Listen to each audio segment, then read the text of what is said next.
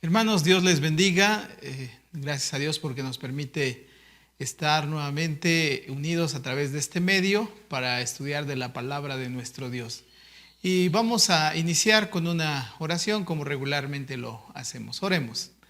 Señor, en estos momentos nos ponemos en tus manos para que tú nos dirijas en este tiempo, que tú edifiques nuestras vidas, que tú, Señor, nos sigas impulsando a través de tu Santo Espíritu para que sigamos esforzándonos, sigamos cada día afirmando tu palabra en nuestra mente y en nuestro corazón. En esta hora te pido por cada uno de mis hermanos que se une a este estudio en sus hogares, que tú seas con cada uno de ellos. Tú conoces sus diferentes necesidades, sus peticiones que tienen en su corazón, y en tus manos, Señor, los pongo totalmente para que seas tú quien traiga, Señor, todo aquello que cada familia, cada hermano, hermana necesita en su vida. Señor, en tus manos nos ponemos en este tiempo.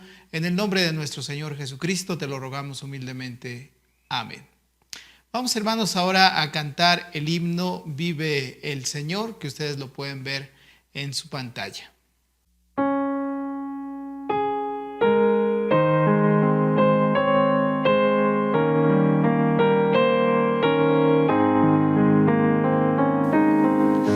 Dios nos envió a su Hijo Cristo, vino a salvar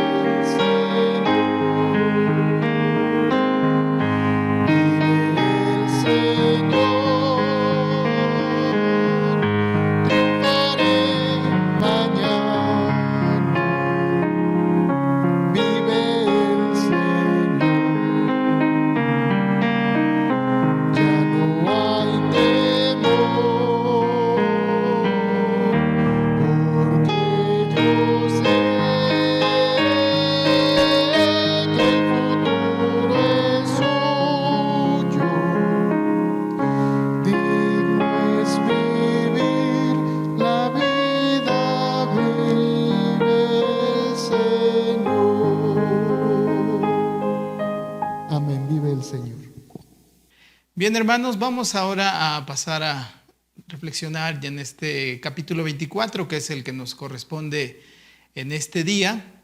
Y vamos a dividirlo, vamos a verlo en dos partes. Así es que primeramente vamos a escuchar de los versículos del 1 al 14, este capítulo 24. Así es que hermanos, les invito a que busquen en sus Biblias este capítulo 24 y escuchen o sigan la lectura en su Biblia o vean en la pantalla también esta lectura. Así es que vamos a escuchar en esta hora este pasaje.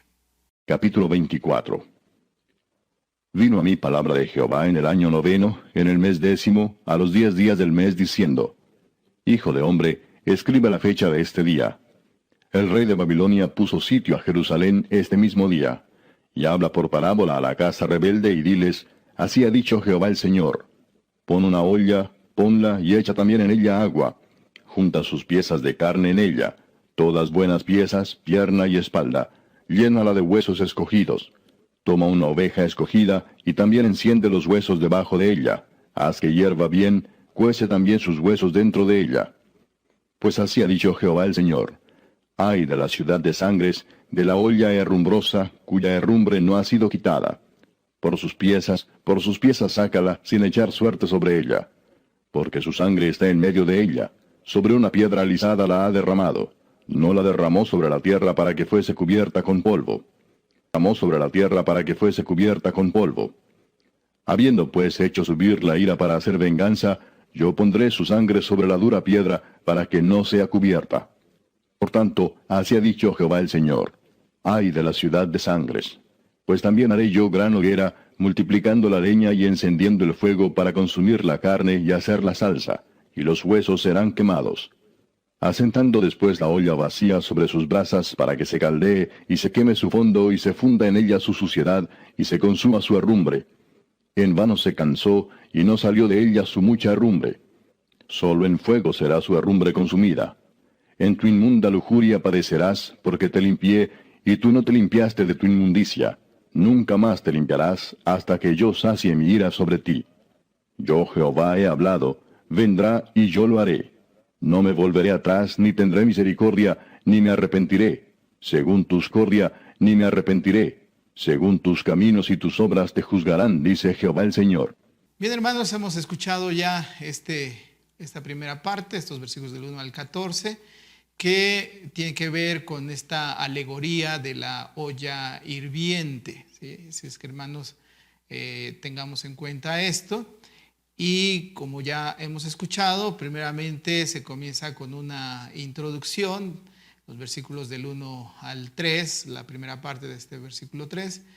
Y aquí se nos da, diríamos, una ubicación cronológica de esta parte, de esto que va a comentar el profeta Ezequiel. Y esta fecha que menciona aquí el profeta está relacionada con cuando comienza a sitiarse la ciudad de Jerusalén. Esto ustedes lo pueden ver en Segunda de Reyes, en el capítulo 25, y también en Jeremías, en el capítulo 52. Pero también parece indicar que, de acuerdo a estas fechas, se trata también de una celebración de tipo religiosa. Esto ustedes lo pueden también ver en Zacarías, en el capítulo 8, versículo 19. Bien, ahora la segunda parte de esta introducción que estamos comentando, podemos ver que hay 3 mandatos. Este primer mandato, o este imperativo, es decir, una orden, es esta: escribe. Y bueno, aquí nos preguntamos qué es lo que tiene que escribir el profeta, porque se dice que escriba la fecha de este día. Y como ya hemos mencionado, había un doble significado. Por un lado, esta cuestión militar, esta invasión, este asedio hacia la ciudad de Jerusalén, y por otro lado, la cuestión de tipo religiosa. Así es que era un día para recordar, un día de ayuno, que sería el inicio del fin de la ciudad.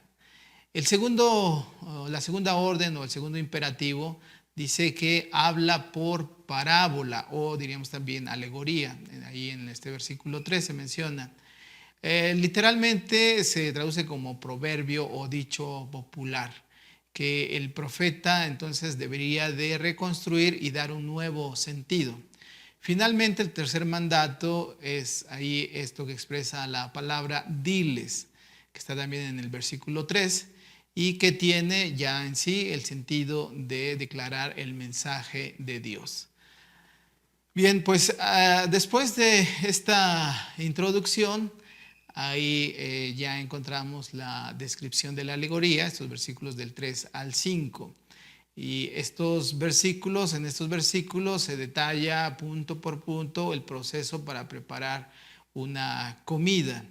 Y aquí pues se trata de una figura que ya el profeta había usado. Recordarán allí en el capítulo 11, versículo 3, que se habla de esta misma olla de comida.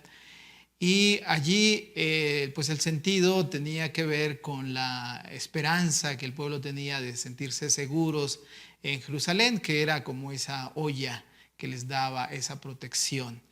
Y aquí, bueno, pues en términos generales, el profeta en este pasaje toma esta misma imagen para mostrar cómo dentro de la ciudad, pues las realidades que no estaban seguros, pues iban a sentir el fuego que les iba a asediar de una manera figurativa, e iba a asediar pues a la ciudad. En vez de que esta olla fuera un medio de defensa, se convertiría en un instrumento de castigo. Lo vamos a ver más adelante porque hablamos de que sería un instrumento de castigo.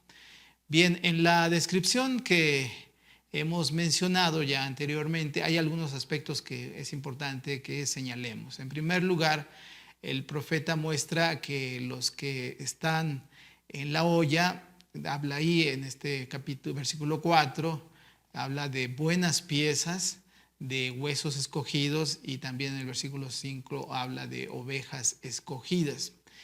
Y es posible que se esté aludiendo a la clase dirigente del pueblo, ¿sí?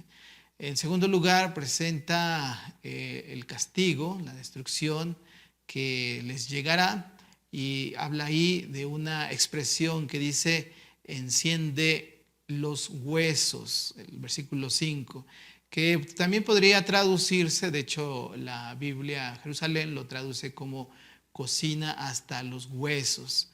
Esto pues implica hervir totalmente hasta deshacer.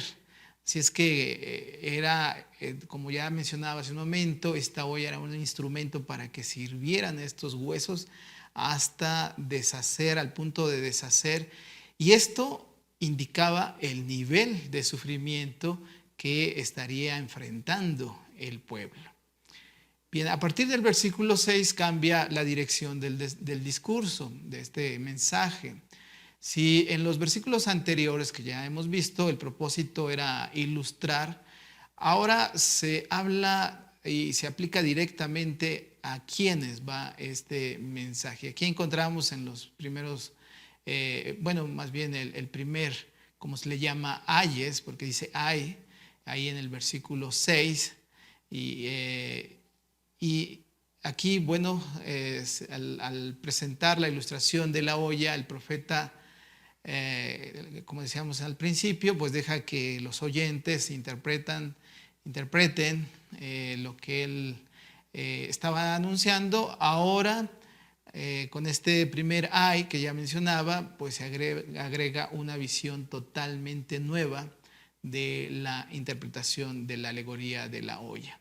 Y comienza definiendo pues ya en sí a esta ciudad, que la refiere como una ciudad sanguinaria, ¿sí? Es decir, una ciudad que estaba llena de violencia, y que bueno, ya hemos mencionado esto también anteriormente. Recordad, en el capítulo 22, versículo 2, se habla de esta ciudad sanguinaria, y pues se está aludiendo a esta violencia que a pesar de toda la situación, pues no habían abandonado, no habían dejado de vivir esto, de tal manera que hay una frase que pues nos especifica que no habían abandonado esa violencia. Dice ahí esta frase, cuya herrumbe no ha sido quitada. La herrumbe es símbolo de contaminación de la olla, como llega a mancharse esta olla. Y esta mancha pues estaba dentro de la misma olla y era lo que causaba esa contaminación. Así es que no se podía hacer otra cosa que vaciar esa olla para quitar ese herrumbe, esa contaminación. Cuando el profeta dice que no se debía echar suerte por ella, o literalmente, como algunas otras traducciones lo dicen, no cayó suerte sobre ella. Y recordemos que en el Antiguo Testamento echar suerte era buscar la dirección o bendición de Dios sobre un asunto extremadamente importante. Proverbios 16:33 así lo dice. Así que lo que se trata de decir con esto es que no había manera de que Dios les ayudara. Ya en el versículo 7 el profeta presenta las razones por las cuales Jerusalén fue rechazada. En estos versículos deben ser leídos a la luz de Levítico, el capítulo 7, versículos 10 y 16. En este texto se prohíbe a todos los que habitan en Israel comer carne con su sangre. Esta debía ser, la sangre debería ser derramada y después cubrirla, taparla con la tierra. Sin embargo, de acuerdo a este texto que estamos viendo, aquí no solo pues se habla de esta sangre que se derrama, sino que dice ahí una expresión, estaba sobre la piedra alisada. Es decir, era totalmente visible. Así es que esto nos da a entender que la crueldad, esta sangre por la crueldad, no era escondida siquiera, sino que era totalmente mostrada. Así es que se trataba de un acto con el cual pues estaban ofendiendo gravemente a Dios, provocando a Dios. Por lo tanto, Dios ahora también habla de que pondrá su propia sangre sobre la roca como una expresión de su ira. Ahora, en los versículos del 9 al 13 encontramos el segundo ay. De la misma manera que en la anterior, pues se da otra interpretación o aplicación de la figura de la olla. Nuevamente se trata de una respuesta de Dios a las injusticias cometidas por esta gente, por esta ciudad. En este caso, Dios se presenta como el que, dice ahí el versículo 9, agranda la hoguera, ¿sí? En los siguientes versículos 10 y 11, el profeta, volviendo a la figura de la olla, cocinando esta comida, muestra un proceso en el que se consume el jugo, y de tal manera se calcinan también los huesos ahí en el versículo 11. Y luego dejando la olla vacía en un intento de purificarlo. Así es que este fuego consume totalmente hasta estos huesos. Y un dato interesante es que la palabra huesos, que aquí se traduce, esta palabra se usa especialmente para referirse a los huesos humanos. Ahí en Génesis 2:23 podemos ver esta relación. Y pues con lo que se da a entender en este texto, pues es una clara referencia que se está aludiendo a los habitantes de Jerusalén. El versículo 12 comienza con una afirmación de desaliento. Dice ahí, en vano se cansó. ¿Quién se cansó? Pues Dios. Dios había tratado por diferentes medios de purificar a su pueblo, pero pues nada había dado resultados. Y solo entonces dice ahí el versículo, mi ira sobre ti, quedaba esto, realizar esto. Sobre esto podemos decir que la conducta de Jerusalén ha sido tan desvergonzada que al derramar sangre inocente, como ya decíamos, no se habían preocupado de cubrirla, y esa sangre derramada pues estaba ante los ojos de Dios. Por eso Dios no tiene más que castigarlos, porque es una ciudad sanguinaria. Así es que pues esto es algo que en nuestro tiempo somos llamados también a ver, y de no caer en esta manera de ser, en esta manera de vivir, en estas prácticas totalmente reprobadas por Dios. Por otra parte, cuando se habla de este herrumbre, de esta contaminación, esta maldad, que de tal manera pues no bastaba el fuego para que de esta manera se desprenda esa contaminación, por lo que el profeta habla de que la única solución pues es destruir la misma olla. Dios ha querido limpiar, pero todo ha sido en vano, ya que se encontró con un pueblo, con gente que tenía la maldad bastante arraigada. Y a veces así está nuestra vida, pero pues gracias a Dios, porque ahora a través del Nuevo Testamento hemos sido, por la gracia de nuestro Señor Jesucristo, renovados, limpiados, y gracias a Dios por ello. Y aquí encontramos pues una importante lección: la gracia de Dios, el amor de Dios, y que no merecemos, y que en su gracia Él nos limpia, no nos destruye. Por su gracia, ahora en Jesucristo tenemos la salvación. Pero hermanos, tengamos cuidado de tener una conducta obstinada, una conducta, una acción donde pues le estemos dando la espalda a Dios, quien quiere ayudarnos, y nosotros actuemos como este pueblo, que a pesar de que Dios nos quiere ayudar, nosotros le demos la espalda, porque definitivamente también Dios actuará justamente y pues nos dará el castigo que merecemos. El versículo 14, como en otras secciones, pues contiene esta expresión de que pues dice: yo Jehová he hablado, esto vendrá y yo lo haré. Esta es una afirmación de la autoridad divina. Bien, pasamos a la otra sección, que es de los versículos 15 al 27, donde vamos a ver sobre la muerte de la esposa de Ezequiel. Vamos a escuchar esta parte y después iremos comentando algunos puntos. Vino a mí palabra de Jehová diciendo: Hijo de hombre, he aquí que yo te quito de golpe el deleite de tus ojos, no endeches, ni llores, ni corran tus lágrimas. Reprime el suspirar, no hagas luto de mortuorios.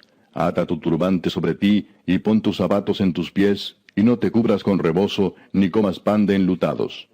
Hablé al pueblo por la mañana, y a la tarde murió mi mujer, y a la mañana hice como me fue mandado.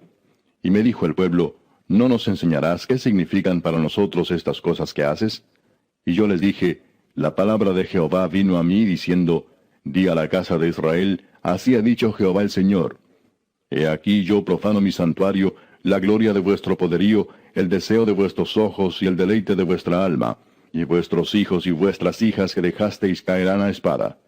Y haréis de la manera que yo hice: no os cubriréis con rebozo, ni comeréis pan de hombres en luto.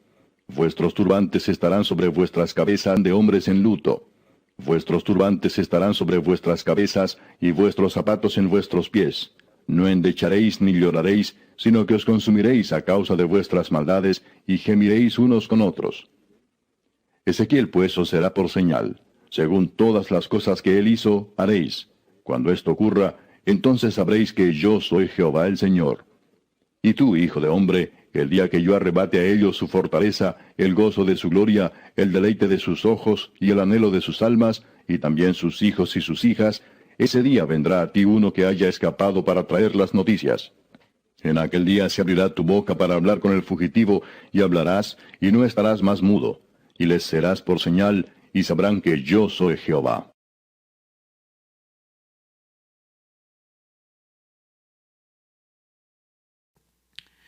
Bien, hermanos, pues esta segunda parte del capítulo contiene el último mensaje de juicio sobre la nación y probablemente el que más le costó pronunciar al profeta, porque se habla de la muerte de su esposa. Y bueno, aquí, hermanos, termina la primera sección de este libro del profeta Ezequiel, que va desde el capítulo 1 hasta este capítulo 24. Bien, en los versículos 15 al 19 encontramos el relato sobre la muerte de la esposa del profeta y también lo que es su interpretación. Y podríamos sintetizarla de la siguiente manera. Dios anuncia al profeta que su esposa va a morir, habla del deleite de tus ojos, refiriéndose a la esposa, y también no le permite hacer duelo por su esposa. Y el versículo 16. Esto era para que sirviera como un ejemplo para estos exiliados cuando llegue la noticia de la toma de Jerusalén por parte de los caldeos y se dé esta destrucción, dice ahí la expresión del versículo 21, del deseo de tus ojos, es decir, el templo.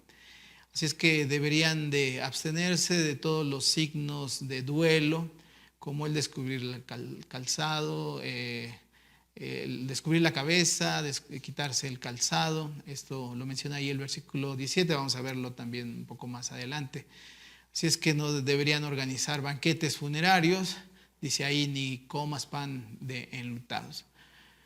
Cuando pues uno está en duelo, en aquel contexto venían sus amigos, participaban con él en un banquete funerario y aquí se habla de que su esposa pues muere por la tarde del día y antes había anunciado el mensaje también y aquí se estaba anunciando el principio del asedio de Jerusalén, el versículo 18. Si es que los compatriotas exiliados de Ezequiel pues no comprendían esta conducta porque se tenían que cumplir ciertos ritos de duelo y pues ellos lo ven como algo misterioso y los lleva a preguntarse, ¿no nos enseñarás qué significan estas cosas que hace? Ahí el versículo 19 lo menciona. Y bueno, también vamos a ver que el profeta le responde que él es una señal. Bien, vamos a ver entonces un poco más a detalle. Dice él aquí, pues este relato comienza diciendo, hijo de hombre, aquí yo te quito de golpe el deleite de tus ojos. Recordemos que esta expresión se está refiriendo a la esposa, el deleite de tus ojos. Y aquí, bueno, sí surge una pregunta de si no Dios cometió un acto de crueldad al quitarle a su esposa, porque dice que quitó de golpe, ¿sí? Algo inesperado, le quita el deleite de sus ojos, es decir, a su esposa. Y pues es muy probable que la esposa del profeta la había acompañado pues, a lo largo de su ministerio. Sin duda pues había sufrido con el mismo profeta al realizar todas estas acciones simbólicas que ya hemos visto anteriormente. Habría también pues padecido todo esto y ahora pues ya no tenía a su esposa y aquí por eso decía parece algo difícil de comprender, de tal manera que podríamos decir que Dios actuó cruelmente. Sin embargo, pues debemos de ver que pues todo esto iba a servir también para el profeta, para ayudarle a llevar a cabo su tarea, el mensaje que tenía que anunciar. Es posible que el anuncio de Dios al profeta pues todo esto le estuviera preparando para la tragedia que iba a sufrir y al mismo tiempo pues de esta manera pudiera entender lo que Dios estaba tratando de mostrarle y pues estos son de esas cosas, hermanos, que muchas veces pues nos llegan a pasar, todos llegamos a padecer estos sufrimientos, estas angustias, y todo eso nos ayuda a comprender lo que Dios quiere manifestarnos. Dios muchas veces puede hablarnos por medio del sufrimiento y es algo inevitable, como seres humanos lo vamos a padecer, ¿sí? Y en medio de ello pues es importante que nosotros entendamos lo que Dios nos está diciendo. Aquí lo destacable es que el profeta pues escuchó esto y obedeció lo que se le mandó, aunque era difícil para él, sin duda estaba sufriendo también, ¿sí? Pero él obedeció lo que Dios le estaba mandando. Y bueno, hermanos, decía hace un momento, no podemos evitar las desgracias en nuestra vida, pero sí podemos tener la fortaleza de Dios para seguir adelante y enfrentar todas esas dificultades. Bien, ahora el profeta, luego de este anuncio de la muerte de su esposa, pues sigue una serie de mandatos que se le dan. Lo que decíamos hace un momento, el profeta no se queda en su pena, no se queda ahí inmovilizado, sino que continúa adelante. Estos mandatos, estos imperativos son tres. Bueno, son más, pero primeramente tres. Uno de ellos dice, no endeches, ni llores, ni correrán tus lágrimas. Bueno, estos son expresiones naturales del dolor, del duelo, y aquí se le pide por parte de Dios que no lo haga. Otras de las acciones o de los mandatos tienen que ver con, dice ahí, reprime el suspirar. La traducción de Dios habla hoy, la versión Dios habla hoy, traduce como sufre en silencio. Luego también sigue un mandato con su explicación, dice no hagas luto de mortuorios, o algunas otras traducciones dicen no guardar luto por los muertos. Y bueno, esta frase se puede explicar por medio de dos expresiones. Dice ahí el versículo 17, ata tu turbante sobre ti y pon zapatos en tus pies. Estas eran dos expresiones en las cuales manifestaba que no estaba guardando el luto, que lo estaba llevando en silencio. Y finalmente dos prohibiciones también en el versículo 17 dice, no te cubras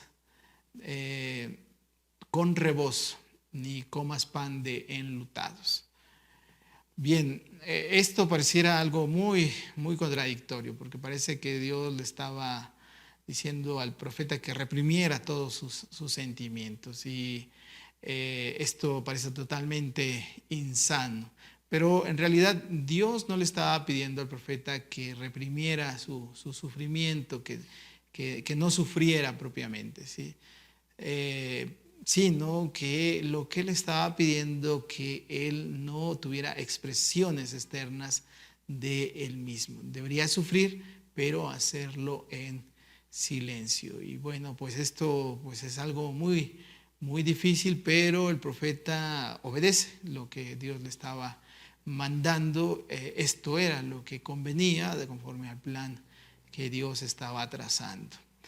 La siguiente parte habla de al pueblo, hablé al pueblo por la mañana, ahí el versículo 18. Esto es algo tan difícil, estaba pasando por este momento doloroso, pero Ezequiel siguió hablando al pueblo. Y aquí se refiere más que a palabras pues diríamos nuevas, tiene que ver con el mensaje que ya se había estado anunciando en los versículos anteriores.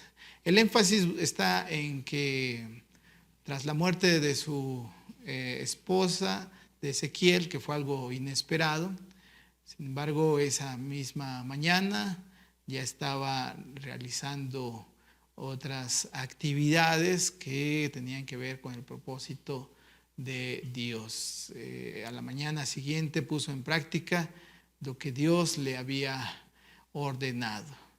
Y esto pues sin duda intrigó a sus compatriotas. Y por eso llevan a esa pregunta que si iba a explicarles de qué se trataba esta conducta inesperada por parte del profeta. Esta pregunta que está ahí en el versículo 19, donde pues no hay expresiones de duelo. Y bueno, esta pregunta pues no era para acompañamiento de esta gente, de sus compatriotas, o de darle consuelo por el dolor que estaba enfrentando. Simplemente era una forma irónica en la cual ellos estaban preguntando. En los versículos 20 al 24, el profeta inicia la interpretación de lo que anteriormente ha dicho. Dice ahí, este versículo 20, yo les dije, la palabra de Jehová vino a mí.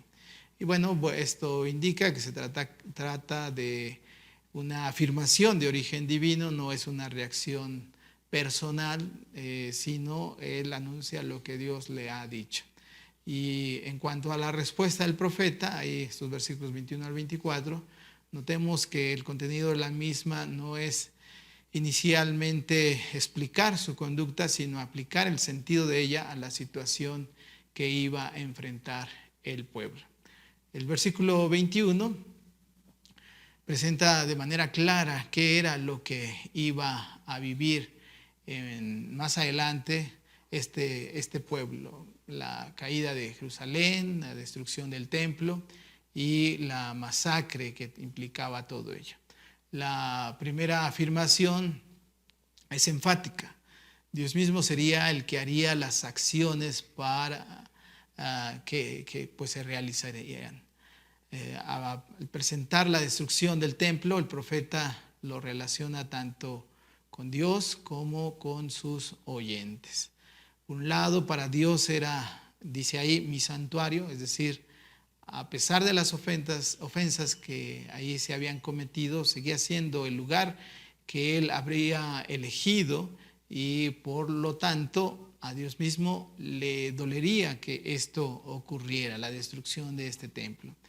En cuanto a los exiliados, el texto nos dice cómo ellos veían el templo.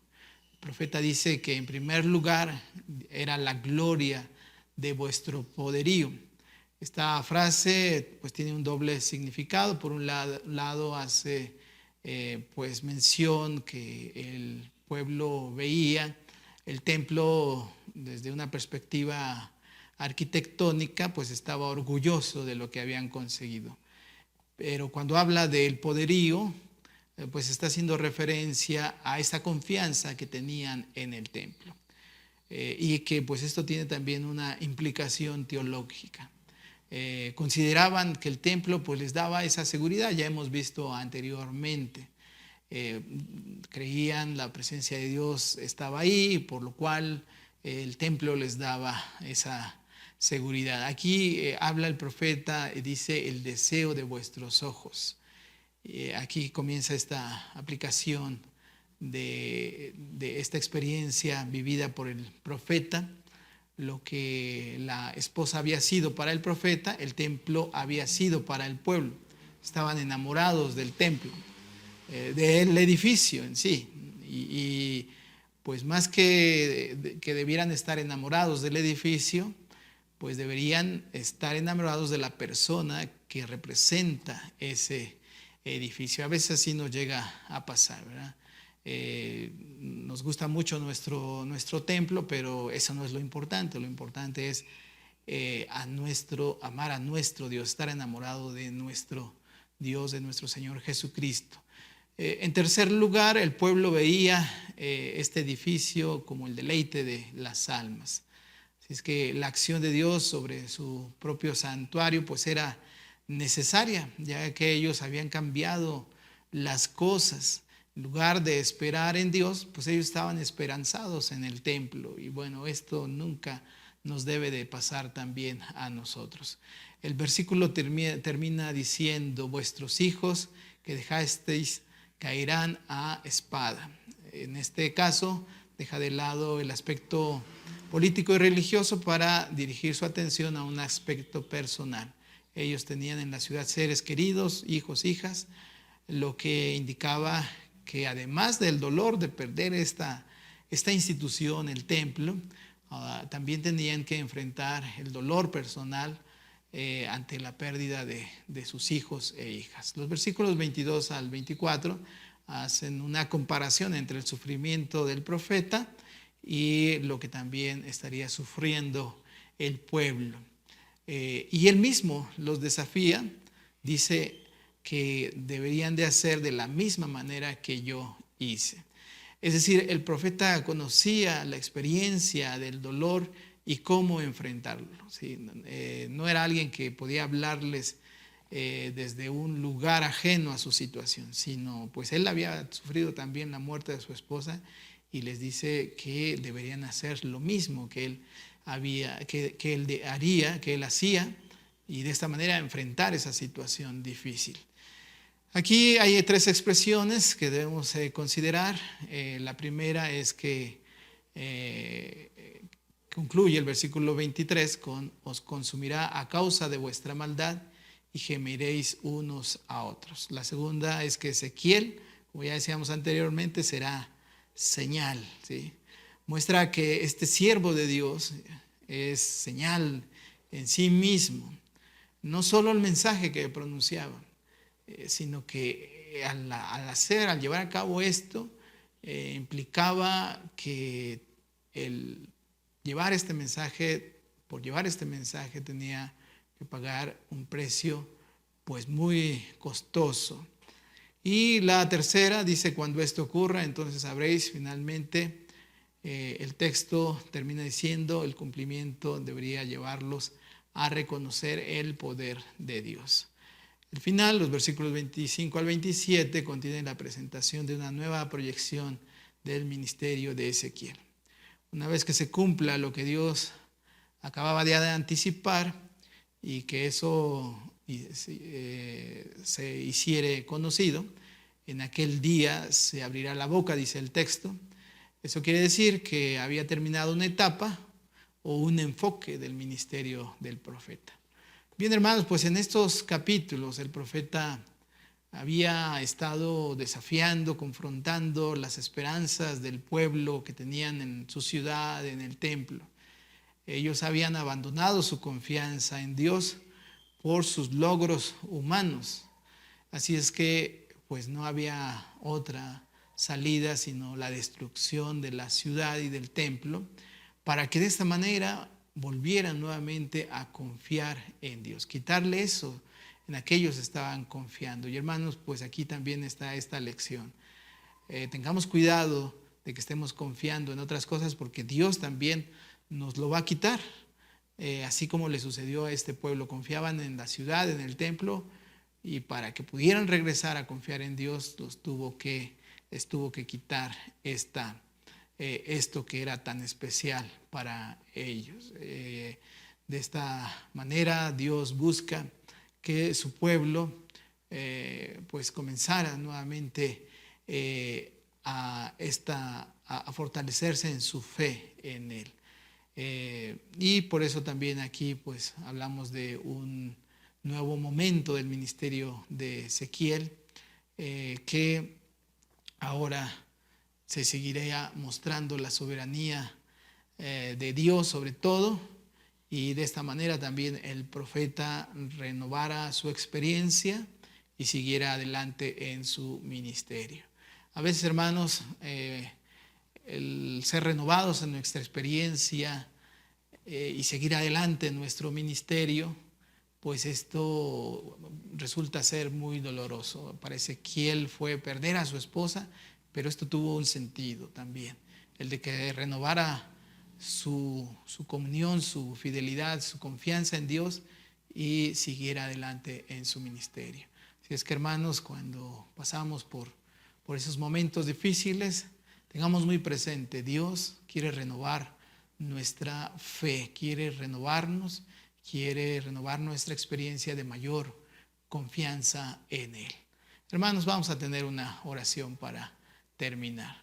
Señor, gracias te damos porque, Señor, todas las cosas, aunque a veces son difíciles en nuestra vida, sin embargo, todo tiene un sentido para que nosotros seamos reafirmados y sigamos adelante en el llamado que tú nos has hecho. Ayúdanos a entenderlo así, ayúdanos a aprender de todo y de esta manera podamos ser de mayor o de utilidad en tu obra, Señor.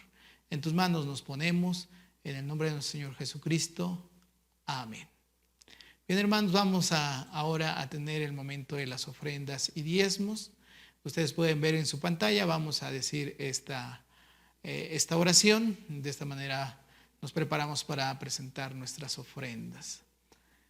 Juntos, Señor, así como has iluminado nuestras vidas con la luz de tu resurrección, que se revele el mismo brillo de tu resurrección al dar nuestra ofrenda en esta hora.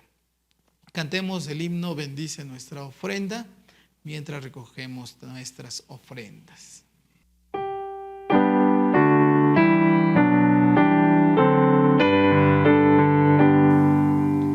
Bendice nuestra ofrenda, oh Dios, que presentamos con amor.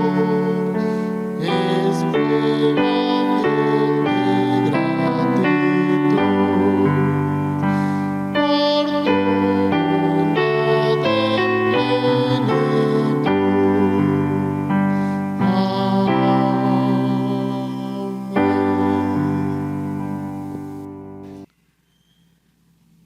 Ahora, hermanos, hagamos juntos la consagración. Bendice estos dones, oh Señor, y ayúdanos a llevar el testimonio de tu resurrección a los que nos rodean mediante los ministerios de esperanza y paz en este mundo oscuro. Amén. Hermanos, vamos a cantar el himno Va Dios mismo. Ustedes lo pueden ver en su pantalla y cantemos, hermanos.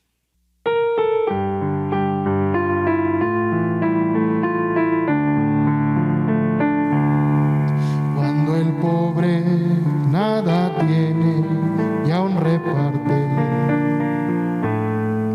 cuando alguien pasa sed y agua nos da, cuando el débil a su hermano fortalece,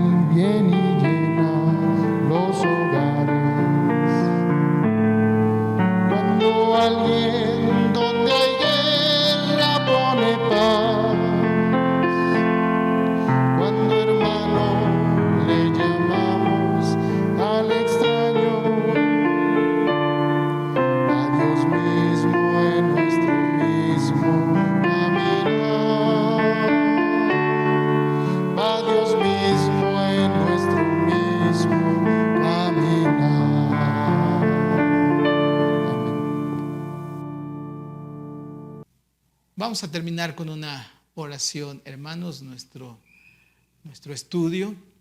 Y pues recordarles, hermanos, también que estamos en esta semana de evangelización y acción social.